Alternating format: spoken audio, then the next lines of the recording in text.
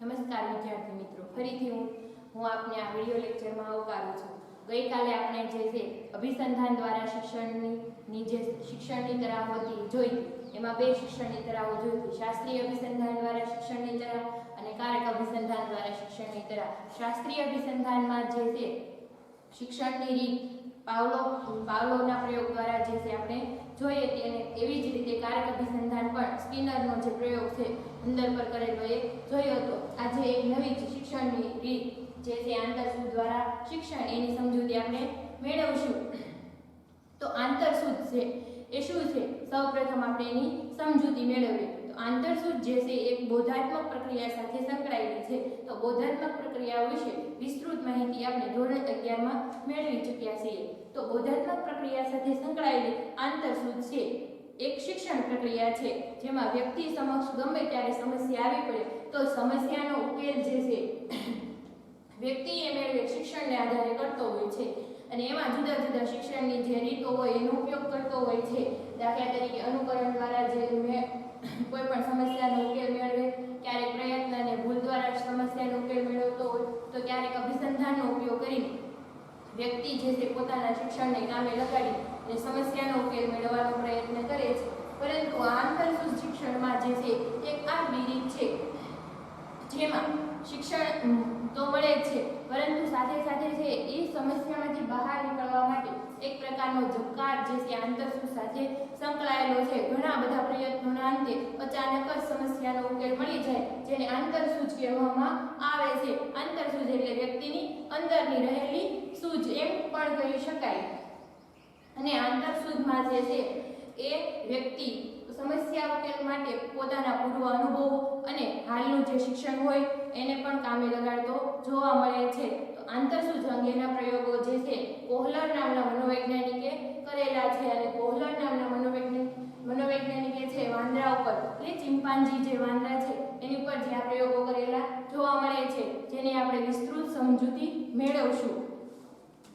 જ્યારે આપણે ઇતિહાસમાં જોઈએ તો પ્રથમ વિશ્વયુદ્ધ થયું, એટલે કે 1914 થી 1918 દરમિયાનનો જે સમયગાળો છે, તો આ વિશ્વયુદ્ધ દરમિયાન જે છે અનેક કટોકટીની સમસ્યાઓ સર્જાઈ હતી। જેમ કે અત્યારે કોરોના મહામારીની સમસ્યાઓ ચાલે છે, એવી જ રીતે ત્યારની પણ પરિસ્થિતિ હશે એવું આપણે વર્ણન ઉપરથી કહી શકાય। અને જ્યારે ભયંકર યુદ્ધ નીકળ્યું હતું ત્યારે પ્રથમ વિશ્વયુદ્ધ દરમિયાન, ત્યારે લોકો જે છે જ્યાં હતા ત્યાં તે સ્થગિત થઈ ગયા હતા, જેમ અત્યારે આપણે ઘરમાં સુરક્ષિત રીતે રહીએ છીએ તેમ। તો આ પ્રથમ વિશ્વયુદ્ધ દરમિયાન 1914 થી 1918 સુધી જે છે કોહલર નામનો જે મનોવૈજ્ઞાનિક છે એ કેનરી ટાપુ પર રોકાયો હતો। દક્ષિણ આફ્રિકાના જે કેનરી ટાપુ પર જે છે એ રોકાયો હતો અને ત્યાં સ્થગિત થઈ ગયો હતો। એટલે એને જે છે મનોવૈજ્ઞાનિક અને શિક્ષણ સાથે સંકળાયેલા જે છે પ્રયોગો કરવાનું ત્યાં શરૂ રાખ્યું હતું, અને તેણે જે છે કેનરી ટાપુ પર ચિમ્પાન્જી વાંદરા ઉપર આંતરસૂઝનો પ્રયોગ કરેલો છે, અને જેનું વર્ણન જે છે તેના પુસ્તક મેન્ટાલિટી ઓફ એપ્સમાં જોવા મળે છે। આ જે તેની પ્રાથમિક માહિતી હતી। તો આ ટાપુ પર જે છે કોહલરે કેવી રીતે પ્રયોગો કર્યા, એણે આંતરસૂઝનો પ્રયોગ જે છે વાંદરા પર જે છે 3 રીતે કર્યો। તો એક લાકડી વાળો પ્રયોગ, 2 લાકડી વાળો પ્રયોગ અને ખોખાનો પ્રયોગ, એવી 3 રીતે જે છે એને આંતરસૂઝને તપાસી હતી। આ પહેલા જોઈ લઈએ કે કોહલરે શા માટે ચિમ્પાન્જી વાંદરાને જે છે પ્રયોગ માટે પસંદ કર્યો, અન્ય જે છે કોઈ પણ પ્રાણીઓને કેમ ના પસંદ કર્યા। તો એનું એક કારણ છે ઉત્ક્રાંતિવાદના જે છે સિદ્ધાંત પ્રમાણે કે મનુષ્યના મગજનો વિકાસ જે છે એ આપણે જે છે વાંદરા ઉપરથી જે છે આખું ઉત્ક્રાંતિવાદ જે છે ઉતરી આવ્યો હતો, અને એના કારણસર મનુષ્યના મગજની સાથે જે છે આવા ચિમ્પાન્જી વાંદરાનું મગજ જે છે મળતું આવે છે। એના કારણે જે એ કોહલરે છે એ ચિમ્પાન્જી વાંદરાને પસંદગી કરી હતી। આ ઉપરાંત જે ઉરાંગ અથવા તો ઉટાંગ નામનો જે વાંદર જાતિ છે એ પણ મનુષ્યના મગજને અમુક અંશે જે એના બોધાત્મક કાર્યો હોય એ મળતા આવે છે, પરંતુ દક્ષિણ આફ્રિકામાં ચિમ્પાન્જી વાંદરાની જાતિ વધારે હોય। કોહલરે આ જે છે પોતાના પ્રયોગ માટે ચિમ્પાન્જી વાંદરા ઉપર પ્રયોગ કર્યો હતો। તો તમને પરીક્ષામાં પૂછે કે કોહલરે જે છે કયા ટાપુ પર પ્રયોગ કર્યો હતો, તો તમારે લખવાનું કેનરી ટાપુ પર કયા પ્રાણી ઉપર કર્યો હતો, તો એમાં આવશે વાંદરા પર અને ચિમ્પાન્જી વાંદરા પર. અને ક્યારે કર્યો તો પ્રથમ વિશ્વયુદ્ધના સમયગાળા દરમિયાન જે છે એનો સમયગાળો માનવામાં આવે છે. તો આપણે પ્રયોગ જોઈએ. ચિમ્પાન્જી વાનર પરનો જે કોહલરનો પ્રયોગ છે એમાં એક લાકડી વાળો પ્રયોગ જોઈએ. તો આમાં જે છે કોહલરે છે સરળથી જટિલ સમસ્યાઓ દર્શાવી. એટલે પહેલા એને જે છે એક પાંજરામાં જે છે એ વાંદરાને ભૂખ્યા વાંદરાને પૂરવામાં આવ્યો અને પાંજરાની બહાર થોડીક દૂરથી જે છે કેળાની લૂમ મૂકવામાં આવી.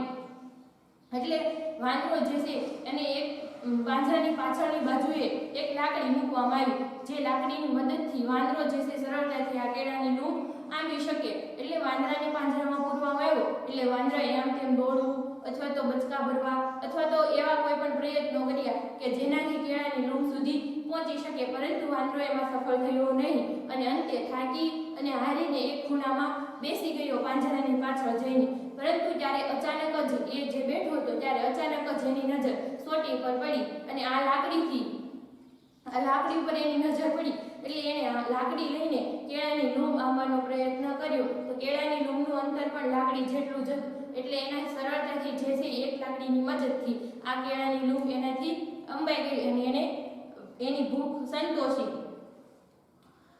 અને એને એક પ્રકારનો ઝબકારો થયો કે આ લાકડીથી જે છે કેળા આંબી શકાય છે.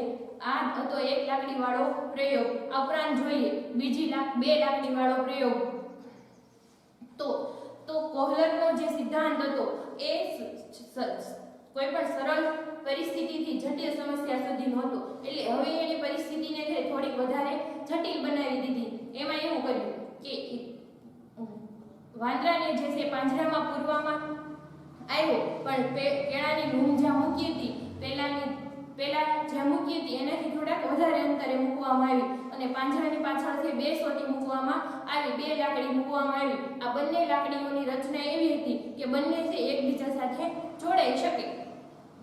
એટલે કોહલરે જે છે એ લૂમ જે છે કેળાની થોડીક દૂર મૂકી હતી અને એની પાછળથી બે અલગ અલગ જગ્યાએ લાકડી મૂકી હતી. તો હવે જે છે ભૂખ્યા વાંદરાને પાંજરામાં પૂરવામાં આવ્યો એટલે ફરી વખત વાંદરાએ જે છે પહેલી વખત પાંજરામાં પૂર્યા હતા ત્યારે જેવા પ્રયત્નો કર્યા હતા એવા જ પ્રયત્નો ચાલુ કર્યા અને બહાર પડેલી કેળાની લૂમ જે છે આંબવાનો પ્રયત્ન કર્યો અને એક લાકડી જે છે એના મગજમાં હતી એટલે એને એક લાકડીથી આંબવાનો પ્રયત્ન કર્યો, પરંતુ એ જે છે એમાં નિષ્ફળતા મળી. એટલે પાછો જે છે હારી થાકી અને બેસી જાય છે. પછી ફરી વખત જે છે એની બીજી લાકડી ઉપર નજર જાય એટલે એ બે લાકડી લઈને બંને લાકડી પાંજરામાં લાવે છે અને એક લાકડીથી કેળાની લૂમ આંબવાનો પ્રયત્ન કરે છે, પરંતુ એ અંબાતી નથી. પછી એ બંને લાકડીથી રમત કરવા લાગે છે, પરંતુ બંને લાકડીથી રમત કરતા જે છે એમાંથી બંને લાકડી જોઈન્ટ થઈ જાય છે અને એ પછી એનામાં અચાનક જે છે એક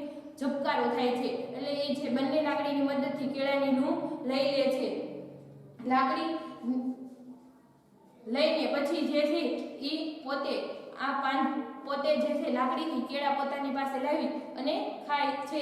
એટલે આ સમસ્યા હતી બે લાકડી વાળી. એક લાકડી વાળી કરતી થોડી અઘરી સમસ્યા હતી અને પોતાની આંતરસૂઝથી એ વાંદરો ઉકેલ મેળવી શક્યો એમ કહી શકાય. હવે ખોખા વાળો પ્રયોગ જોઈએ તો કોહલરે આ સમસ્યા થોડીક વધારે અઘરી રાખી અને આંતરસૂઝ દ્વારા શિક્ષણ પ્રાપ્ત કરી શકવાની જે ચિમ્પાન્જીની ક્ષમતા છે કે કેમ એ ચકાસવાનો પ્રયત્ન કર્યો. આ પ્રયોગના આયોજનમાં એણે ઊંચી છતવાળા ઓરડામાં 3 ખોખા મૂક્યા હતા અને આ ઊંચી છતવાળા ઓરડામાં કોહલરે વચ્ચોવચ્ચ કેળા લટકાવ્યા. ચિમ્પાન્જીએ કેળા જોયા એટલે કૂદકો મારીને કોઈ પણ રીતે કેળા પ્રાપ્ત કરવાના અનેક પ્રયાસો કર્યા, પરંતુ એમાં નિષ્ફળતા મળી. અચાનક ખોખા પર ધ્યાન જતા ઓરડાના ખૂણામાં પડેલ ખોખાને ઓરડાની વચ્ચોવચ્ચ લાવી ઉપર ચડી કેળા લેવાનો પ્રયાસ કર્યો, જેમાં તેને નિષ્ફળતા મળી. આથી તે નિરાશ થઈ ગયો. ત્યાં તેનું ધ્યાન અચાનક ઓરડામાં પડેલ અન્ય ખોખાઓ તરફ ગયું. ખોખાઓ એકબીજા પર મૂકવાની રમત રમતા તેને ઝબકારો થયો. તરત જ તે બધા ખોખા ઓરડાની વચ્ચોવચ્ચ ખસેડી લાવ્યો અને પહેલેથી વચ્ચે પડેલા ખોખા ઉપર અન્ય ખોખાઓ મૂક્યા. અન્ય ખોખાને ગોઠવવાનો પ્રયાસ કર્યો, પરંતુ ખોખાઓ પડી ગયા. આ પ્રયાસો સતત ચાલુ રાખતા તેણે ત્રણેય ખોખાઓ પડે નહીં તેમ વ્યવસ્થિત રીતે ખોખાઓ ગોઠવી દીધા એકબીજા ઉપર અને ત્રીજું ખોખું ગોઠવી અને ત્રણેય ખોખા પર ચડી અને આ કેળાની લૂમ જે છે એને લઈ લીધી. જેટલી ઊંચાઈએ પહોંચી ગયો કેળાની લૂમ જેટલી ઊંચાઈ અને કેળાની લૂમ લઈ લીધી. અહીં કોહલરે જે છે એટલે આ જે છે એક ખોખાનો પ્રયોગ, એક લાકડીવાળો પ્રયોગ અને બે લાકડીવાળો પ્રયોગ જે છે આપણે જોયો. કોહલરે બહુ સ્પષ્ટ રીતે ચિંપાંજીને મળેલા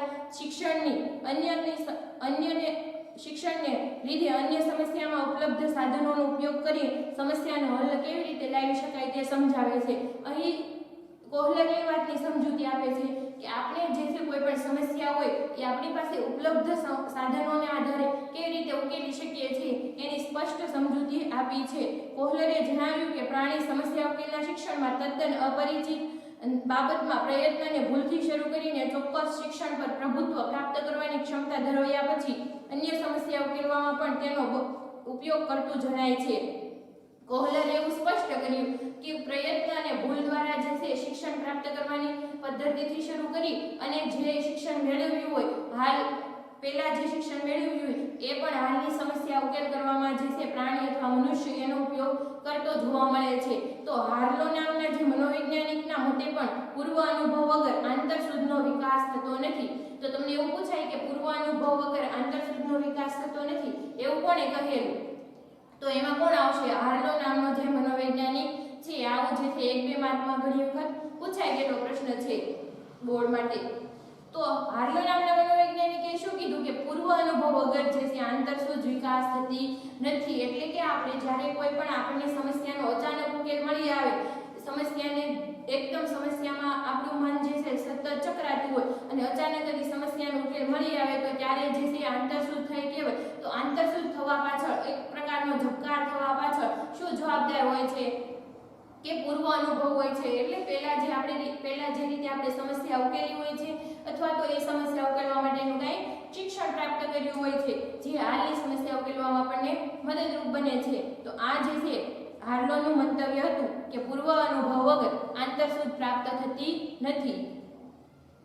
આ પ્રકારની આંતરસૂઝનું શિક્ષણ મેળવતી વખતે પ્રાણી સમગ્ર સમસ્યાનો તાગ મેળવી તેના છૂટાછવાયા વિરવિખેર ભાગોને જોડે છે અને સંબંધને સમજવાનો પ્રયત્ન કરે છે. જ્યારે આંતરસૂઝને શિક્ષણ મેળવતું હોય ત્યારે પ્રાણી શું કરે છે કે એના જે જુદા જુદા ભાગો હોય, વિરવિખેર થયેલા જે ભાગો હોય એને જોડે છે અને એના એકબીજા સાથેનો જે કાર્યકારણનો સંબંધ રહેલો હોય છે એને તપાસે છે અને એના દ્વારા જે છે સમસ્યાનો ઉકેલ મેળવે છે અને તેમના આ સંબંધને સમજવાનો પ્રયત્ન કરે છે. તેને કોહલર આંતરસૂઝ કે આહા અનુભવ તરીકે ઓળખાવે છે. તો કોહલર પ્રાણીનું આવું વર્તન કરે છે તો કોહલર એને શું કહે છે? આંતરસૂઝ કહે. અથવા તો આંતરસૂઝને બીજા કયા નામેથી ઓળખવામાં આવે છે? આહા અનુભવ. એટલે કે કોઈ પણ સમસ્યાનો અચાનક જ આપણને ઉકેલ મળી જાય એટલે આપણને એક પ્રકારની નિરાંતની લાગણી થાય, આમ જે છે ખુશીની, હર્ષની લાગણી થાય, એવો આહા અનુભવ તરીકે ઓળખાવે છે. આમ સમસ્યા ઉકેલના શિક્ષણમાં સમસ્યાયુક્ત પરિસ્થિતિનું સમાયોજન થતાં સમસ્યા ઉકેલની દિશામાં નોંધપાત્ર સુધારો જણાતો નથી, પરંતુ અચાનક કશું ક્લિક થવાથી ઓચિંતો તેનો ઉકેલ પ્રાપ્ત થઈ જાય છે.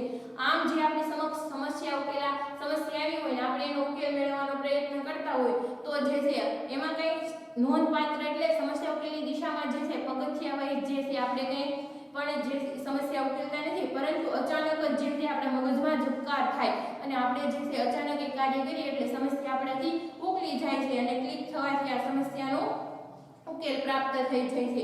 આ રીતે પૃથ્વી પરના દરેક સજીવને પોતાના જીવનની રક્ષા માટે અને આસપાસના વાતાવરણ સાથે સમાયોજિત થવા માટે ઉપર દર્શાવેલા કોઈ પણ શિક્ષણની તરાહને અપનાવવી પડે છે. જો કે મોટાભાગે એક કરતાં વધુ શિક્ષણની તરાહનો ઉપયોગ થતો જોવા મળે છે. તો આપણે આમ જોઈએ કે પૃથ્વી પર જેટલા સજીવો છે એને પોતાને શિક્ષણ મેળવવા અથવા તો કોઈ પણ સમસ્યા ઉકેલવા માટે જે છે કોઈ પણ પ્રકારના શિક્ષણની તરાહનું જે છે એ જીવન દરમિયાન અનુભવ કરે છે અથવા તો એક કરતાં વધારે શિક્ષણ તરાહનું એક સમસ્યા ઉકેલવા માટે જે છે એ ઉપયોગ કરતા હોય એવું જોવા મળે છે. અહીંયા આપણે આ શીખવાની ક્રિયાનો પાઠ 2 પૂરો થાય છે. તો આપણે થોડુંક એનું રિવિઝન કરી લઈએ જે પરીક્ષાલક્ષી હોય. તો એમાં સૌપ્રથમ આપણે શું જોયું હતું કે મનોવિજ્ઞાન છે વર્તનનું વિજ્ઞાન છે. તો મનુષ્ય અને પ્રાણી જે છે મોટા ભાગે બે પ્રકારનું વર્તન કરતું જોવા મળે છે. તો પહેલું હતું સાહજિક વર્તન અને બીજું હતું શિક્ષિત વર્તન. તો સાહજિક વર્તન જે છે એ સાહજિક વર્તન એટલે કે જે ઔપચારિક શિક્ષણ લીધા વગર મેળવ્યું હોય, જન્મજાત હોય, એટલે કે જે જનિત તત્વોમાં આપણને પ્રાપ્ત થયું હોય, આંખનો ઝબકાર છે, હસવું, રડવું, બરકીડીનું જે છે પોતાના ખોરાકના કણ માટે છે એ કણને ખેંચી જવાની પ્રક્રિયા, આ બધું જ વર્તન છે સાહજિક વર્તનમાં સમાવેશ થાય છે. આ ઉપરાંત જોઈએ તો શિક્ષિત વર્તન.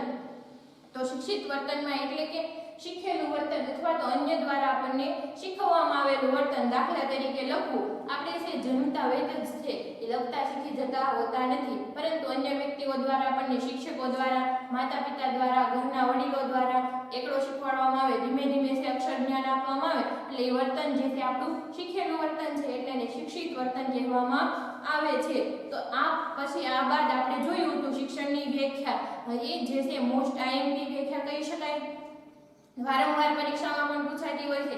સીટી મોર્ગને આપેલી શિક્ષણની વ્યાખ્યા લખો. તો શિક્ષણની વ્યાખ્યા આપતા સીટી મોર્ગને શું દર્શાવ્યું હતું કે અમેરિકન જે મનોવૈજ્ઞાનિક સીટી મોર્ગન હતો એણે શિક્ષણની વ્યાખ્યા આ પ્રમાણે આપી હતી. શિક્ષણ એટલે અનુભવ, પ્રયત્ન કે મહાવરાથી વર્તનમાં થતો સાપેક્ષ કાયમી ફેરફાર. અને આ વ્યાખ્યા જે છે એ તમારે બોર્ડની પરીક્ષા માટે ખૂબ આઈએમપી કરી શકાય. અને એમાં જે છે એને મહત્વના 3 શબ્દો પણ દર્શાવ્યા હતા કે અનુભવ, મહાવરા કે પ્રયત્નનું પરિણામ, બીજો શબ્દ છે વર્તનનું પરિવર્તન અને ત્રીજો શબ્દ છે કાયમી, સાપેક્ષ કાયમી પરિવર્તન. તો અનુભવ, મહાવરા અને પ્રયત્નનું પરિવર્તન આ વિશે આપણે અગાઉ જોઈ ગયા કે કોઈ પણ થાક, રોગ કે ઈજાના કારણે જે આપણા વર્તનમાં પરિવર્તન થાય તે અનુભવ, મહાવરાનું પરિણામ નથી, પરંતુ જે આપણે કંઈક નવું શીખ્યા હોય અને એમાંથી આપણા વર્તનમાં પરિવર્તન આવ્યું તે જ શિક્ષણને આપણે જે છે એ શિક્ષણ તરીકે ઓળખાવી શકીએ. આ ઉપરાંત છે વર્તનમાં પરિવર્તન. આપણે કંઈક નવું શીખીએ એટલે આપણી જે જીવનશૈલી હોય, ટેવ હોય આપણી રોજબરોજની, એમાં થોડું ઘણું પરિવર્તન આવતું હોય અને આ જે છે વર્તનમાં પરિવર્તન દર્શાવે છે. સાપેક્ષ કાયમી પરિવર્તન એટલે શું? દીર્ઘકાલીન પરિવર્તન, જે જોઈ શકાય એવું પરિવર્તન હોય એ પણ આપણે જોઈ ગયા આગળ. તો આપણે કેવી રીતે શીખીએ છીએ? હવે નેક્સ્ટ ટોપિક કયો હતો? આપણે કેવી રીતે શીખીએ છીએ? તો આપણે કેવી રીતે શીખીએ છીએ શું દર્શાવે છે? શીખવાની રીતો દર્શાવે છે. જેની સમજૂતી મેળવી શીખવાની મુખ્યત્વે 4 રીતો કહી શકાય. અનુકરણ દ્વારા શિક્ષણ, પ્રયત્ન અને ભૂલ દ્વારા શિક્ષણ, અભિસંધાન દ્વારા શિક્ષણ, આંતરસૂચ દ્વારા શિક્ષણ. તો એમાં જો સૌપ્રથમ હતું એ અનુકરણ દ્વારા શિક્ષણ. તો અનુકરણ દ્વારા શિક્ષણને જે છે અન્ય કયા નામોથી ઓળખવામાં આવે? મોડેલિંગ શિક્ષણ, સામાજિક શિક્ષણ, નમૂનારૂપ શિક્ષણ અને એવા નામો અવલોકનાત્મક શિક્ષણ તરીકે પણ ઓળખવામાં આવે છે. અનુકરણ દ્વારા શિક્ષણમાં જે છે બાળક કેવી રીતે શિક્ષણ મેળવે છે? આજુબાજુની સામાજિક પરિસ્થિતિ જોઈને, ઘરના વડીલોનું જે છે વર્તન જોઈને અથવા તો માતા પિતાનું વર્તન જોઈને, બાળક જેના સંપર્કમાં મહદ અંશે આવતો હોય એવી પાડોશીઓ તથા સમવયસ્કો બધાનું વર્તન જોઈને જે વર્તન શીખતા હોય એ વર્તનને શું કહેવામાં આવે? અનુકરણાત્મક શિક્ષણ વર્તન કહેવામાં આવે. એટલે અને અનુકરણ દ્વારા જે છે શિક્ષણ મેળવતું હોય એવું કહી શકાય. અને બીજું જોઈએ પ્રયત્ન અને ભૂલ દ્વારા શિક્ષણ. તો એનો જે છે મેઇન કોન્સેપ્ટ એ છે કે જેમ જેમ પ્રયત્નો વધતા જાય એમ ભૂલ અને સમયમાં ઘટાડો થતો જાય. તો આનો પ્રાયોગિક ધોરણે અભ્યાસ કરવાનો ફાળો જે છે થોર્નડાઇક નામના મનોવૈજ્ઞાનિકને જાય છે. તો એણે જે છે થોર્નડાઇકે બિલાડી પર પ્રયોગ કરી અને જે છે એ પ્રયત્ન અને ભૂલ દ્વારા શિક્ષણનો જે છે પ્રયોગ સમજાવ્યો હતો. જેમાં બિલાડીને એણે જે છે 24 દિવસ સુધી આ બિલાડી પર 24 દિવસ સુધી સતત આ પ્રયોગ કર્યો હતો અને 24માં પ્રયત્ને જે છે બિલાડીએ પ્રયત્ન અને ભૂલ દ્વારા જે છે શિક્ષણ પ્રાપ્ત કર્યું હતું. અને પહેલા પ્રયત્નમાં બિલાડી 160 સેકન્ડમાં અને છેલ્લા એટલે કે 24માં પ્રયત્નોમાં 10 સેકન્ડમાં જે છે એ આ જે છે ખોરાક મેળવી અને પોતે શિક્ષણ પ્રાપ્ત કર્યું છે એવું દર્શાવ્યું હતું. તો હવે જોઈએ અભિસંધાન દ્વારા શિક્ષણ. અભિસંધાન દ્વારા શિક્ષણમાં જે છે 2 પ્રકારો દર્શાવવામાં આવ્યા: શાસ્ત્રીય અભિસંધાન અને કારક અભિસંધાન. તો શાસ્ત્રીય અભિસંધાનનો જે છે પ્રયોગ જે છે એ રશિયન શરીરશાસ્ત્રી ઇવાન પેટ્રોવિચ પાવલોવે કરેલો જોવા મળે છે. અને એ જે છે તબીબી વિદ્યા ક્ષેત્ર સાથે સંકળાયેલા હતા. અને તબીબી વિદ્યા ક્ષેત્રમાં પાચન ક્રિયાનો અભ્યાસ કરતા કરતા એને 1904માં નોબેલ પારિતોષિક પણ એનાયત થયું હતું. અને વર્તનવાદી જે છે વોટસનના પ્રભાવ નીચે આવીને એને જે છે આ એક પ્રયોગ દર્શાવ્યો જે મનોવિજ્ઞાનમાં ઉપયોગી છે. તો એમાં એને એ પ્રયોગમાં જે છે કેટલાક જે છે મૂળભૂત ખ્યાલો આપ્યા: અભિસંધિત ઉદ્દીપક, અભિસંધિત પ્રતિક્રિયા, અનઅભિસંધિત ઉદ્દીપક, અનઅભિસંધિત પ્રતિક્રિયા, પછી વિલોપન, ભેદબોધન, સામાન્યીકરણ, પ્રબલન, આ પ્રકારના જે છે મૂળભૂત ખ્યાલો જે આપ્યા એ ખાસ તમારે ધ્યાનમાં રાખવાના છે. અને સ્કિનરનો જોઈએ તો સ્કિનરનો કારક અભિસંધાનનો જે છે પ્રયોગ એણે શું કીધું કે કોઈ પણ વર્તન જે છે એ માત્ર ઉદ્દીપક પ્રતિક્રિયાના નામે હોતું નથી, પરંતુ અમુક વર્તન જે છે ક્રિયાત્મક વર્તન હોય છે. દાખલા તરીકે પક્ષીઓનો કલરવ કરવો, ઉડવું, પછી મનુષ્યનું જે છે ગાવું અથવા વાજિંત્ર વગાડવું, આ કોઈ પણ ઉદ્દીપક સમક્ષ ન આવ્યા સિવાય વ્યક્તિ આવું વર્તન કરે છે. તો આને જે છે ક્રિયાત્મક અભિસંધાનના પ્રયોગ તરીકે અથવા સાધનરૂપ અભિસંધાન પ્રયોગ રૂપે ઓળખી શકાય. આ ઉપરાંત શાસ્ત્રીય અભિસંધાનના આપણે નામ જોઈએ તો પ્રશિષ્ટ અભિસંધાન, રૂઢ અભિસંધાન, પ્રશિષ્ટ અભિસંધાન, રૂઢ અભિસંધાન, પરંપરાગત અભિસંધાનના નામે પણ ઓળખવામાં આવે છે, જેની વિસ્તૃત સમજૂતી આપણે ગયા લેક્ચરમાં મેળવી છે. તો શાસ્ત્રીય અભિસંધાન નો પ્રયોગ જે છે પાવલોવે કર્યો, તો એવી જ રીતે જે છે કારક અભિસંધાનનો પ્રયોગ જે છે બીએફ સ્કિનરે કરેલો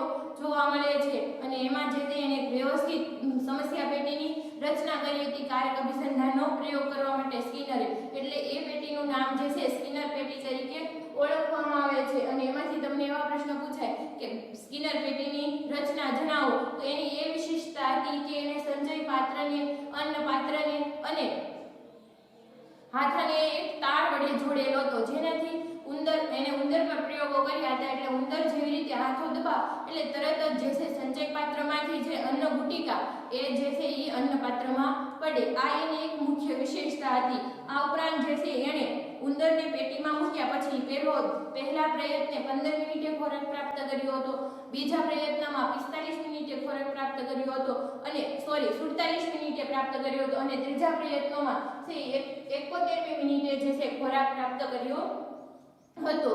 અને બહાર નીકળવા માટેના જે છે સતત વ્યર્થ પ્રયત્નો કરતા આ પ્રકારનું શિક્ષણ જે છે એને મેળવ્યું હતું. કારક અભિસંધાનની મુખ્ય એક વિશેષતા એવી કહી શકાય કે કારક અભિસંધાન અને શાસ્ત્રીય અભિસંધાન વચ્ચેના જે તફાવતો દર્શાવતી હોય તો એ બાબત એવી છે કે શાસ્ત્રીય અભિસંધાનમાં પ્રાણીને જે છે કાંઈ પણ ક્રિયા કર્યા વગર જે છે એ પ્રબલન પ્રાપ્ત થાય, એટલે કે ભૂખ ખોરાક પ્રાપ્ત થાય. જ્યારે કારક અભિસંધાનમાં જે છે પ્રાણીને ચોક્કસ ક્રિયા કરવી પડે છે અને તો જ એને પ્રબલન પ્રાપ્ત થાય છે. એટલે કારક અભિસંધાનને ક્રિયાત્મક અભિસંધાન અથવા સાધનરૂપ અભિસંધાન તરીકે પણ આપણે ઓળખી શકીએ છીએ.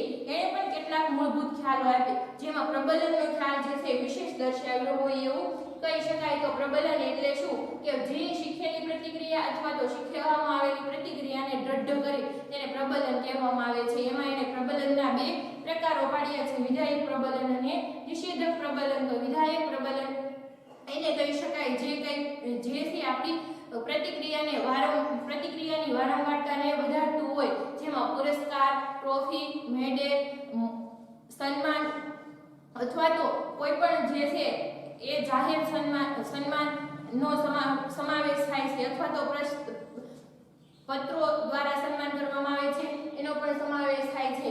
દાખલા તરીકે કોઈ પણ વિદ્યાર્થી હોય તો એ વાર્ષિક પરીક્ષામાં પહેલો નંબર લાવ્યો હોય અને એને જો શાળાનો જે વાર્ષિક ઉત્સવ હોય એમાં સન્માનિત કરવામાં આવે તો અન્ય વિદ્યાર્થીઓ પણ આવતા વર્ષે જે છે નંબર લાવવા માટેના પ્રયત્નો કરે છે, અથવા તો એનાથી પ્રોત્સાહિત થઈને વધારે મહેનત કરવા લાગે છે. તો આ એક વિધાયક પ્રબલન પૂરું પાડે છે.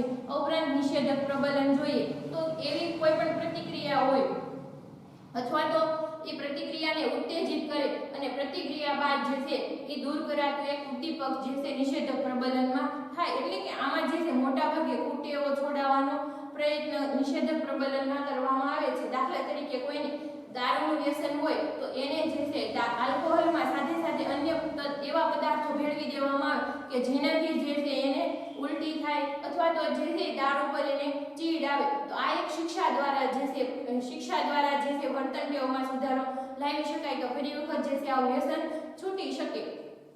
આ ઉપરાંત જે છે સ્કિનરે વિલોપન જે છે, પછી ઉદ્દીપક સામાન્યકરણ અને ભેદબોધન જેવા પણ ખ્યાલો આપ્યા હતા. ઉપરાંત જોઈએ તો નેક્સ્ટ છેલ્લું જે છે આંતરસૂઝ દ્વારા શિક્ષણ. તો આંતરસૂઝ દ્વારા શિક્ષણનો પ્રયોગ જે છે કોહલરે કર્યો હતો અને ચિંપાંજી વાંદરા પર કર્યો હતો અને જે છે કેનરી ટાપુ પર કર્યો હતો. અને આ જે છે કેનરી ટાપુ પર પ્રયોગ કર્યો હતો અને એનો જે છે સમયગાળો પ્રથમ વિશ્વયુદ્ધ દરમિયાન પ્રથમ વિશ્વયુદ્ધ દરમિયાન જે છે એ કર્યો હતો 1914 થી 1918 ના જે સમયગાળા દરમિયાન જે છે આ પ્રયોગ કરવામાં આવ્યો હતો. અને એણે જે છે આંતરસૂઝને ઝબકાર તરીકે આંતરસૂઝથી વ્યક્તિ છે સમસ્યાનો ઉકેલ મેળવી શકે એવું દર્શાવ્યું હતું. વાંદરા પર એણે જે છે 3 પ્રકારના જે છે આંતરસૂઝ આપણી સમક્ષ રજૂ થાય એમ 3 પ્રકારના જે છે પ્રયોગો કર્યા હતા. 1 લાકડીવાળો પ્રયોગ, 2 લાકડીવાળો પ્રયોગ અને ખોખાનો પ્રયોગ, જેની આપણે હમણાં સમજૂતી મેળવી. ને આશા છે કે તમને બધાને જે છે આ પાઠ સારી રીતે સમજાઈ ગયો છે. પરંતુ જો કાંઈ પણ પ્રશ્ન હોય તો તમે આ વિડિયો લેક્ચરના માધ્યમથી જે કમેન્ટ બોક્સ હોય તેમાં તમે કાંઈ પણ ક્વેશ્ચન જે છે એ જણાવી શકો છો. તો એનું જે છે સોલ્યુશન હું તમને આવતા લેક્ચરમાં ચોક્કસ આપીશ.